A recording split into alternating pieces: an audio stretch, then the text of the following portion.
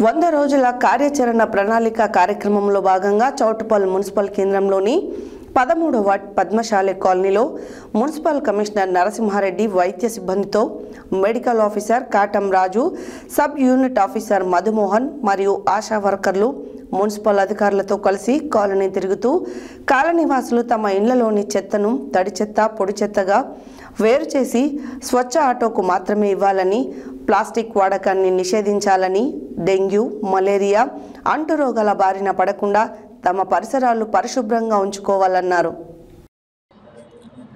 100 రోజుల కార్యాచరణ ప్రణాళిక కార్యక్రమంలో భాగంగా చౌటుప్పల్ మున్సిపల్ కేంద్రంలోనే 13వ వార్డు పద్మశాలి కాలనీలో మున్సిపల్ కమిషనర్ నరసింహారెడ్డి వైద్య సిబ్బందితో మెడికల్ ఆఫీసర్ కాటం రాజు, సబ్ యూనిట్ ఆఫీసర్ మధుమోహన్ మరియు ఆశా వర్కర్లు మున్సిపల్ అధికారులతో కలిసి కాలనీ తిరుగుతూ కాలనీవాసులు తమ ఇళ్లలోనే చెత్తను తడి చెత్త, పొడి చెత్తగా మీరు చేసిన స్వచ్ఛ ఆటోకు మాత్రమే ఇవ్వాలని, ప్లాస్టిక్ వాడకాన్ని నిషేధించాలని, డెంగ్యూ, మలేరియా అంటురోగాల బారిన పడకుండా తమ పరిసరాలు పరిశుభ్రంగా ఉంచుకోవాలని ప్రజలకు తెలియజేయచ్చు.